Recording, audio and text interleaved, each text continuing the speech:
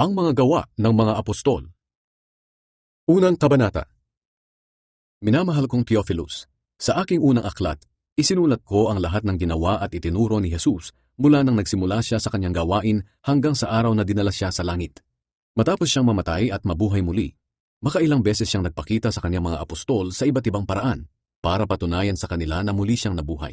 Sa loob ng 40 araw, nagpakita siya sa kanila at nagturo tungkol sa paghahari ng Diyos. At sa pamamagitan ng banal na Espiritu, nag-iwan siya ng mga utos sa kaniyang piniling mga apostol. Isang araw noon, habang kumakain sila kasama ni Jesus, sinabi niya, "Huwag muna kayong umalis sa Jerusalem.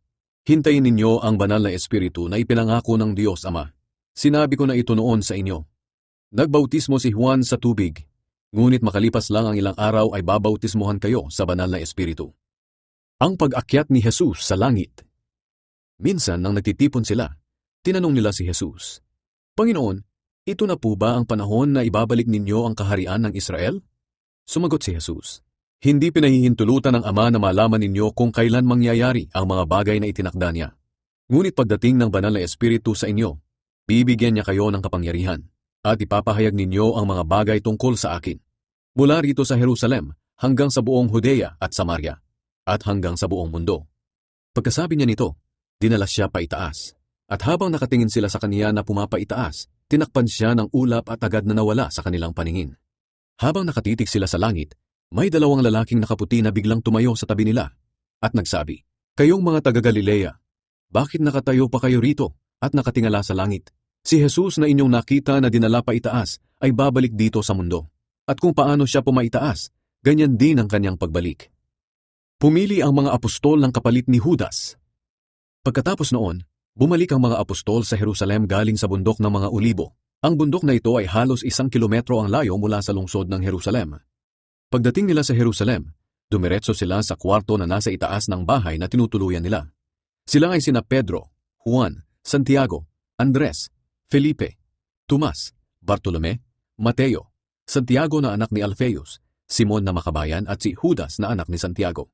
Lagi silang nagtitipon para manalangin, kasama ang ilang mga babae, pati si Maria na ina ni Jesus, at ang mga lalaking kapatid ni Jesus. Nang mga araw na iyon, nagtipon ang mga 120 mananampalataya. Tumayo si Pedro at nagsalita, "Mga kapatid, kinakailangang matupad ang sinasabi ng kasulatan na ipinahayag ng banal na Espiritu noong una sa pamamagitan ni David.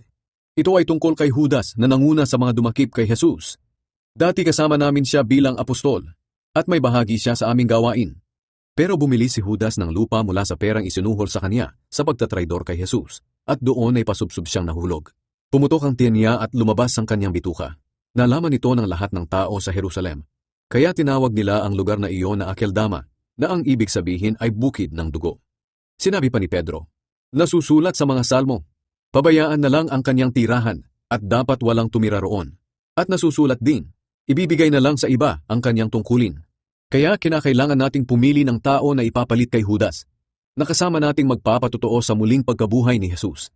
Dapat isa siya sa mga kasama natin na naglingkod sa Panginoong Jesus noong nandito pa siya sa mundo, mula noong nagbabautismo si Juan hanggang sa panahon na dinala si Jesus sa langit."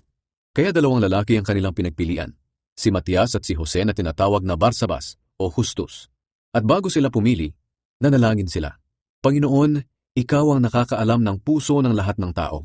Kaya ipaalam niyo sa amin kung sino sa dalawang ito ang pipiliin niyo na maging apostol bilang kapalit ni Judas." Sapagkat tinalikuran ni Judas ang kanyang gawain bilang isang apostol at pumunta siya sa lugar na nararapat sa kanya.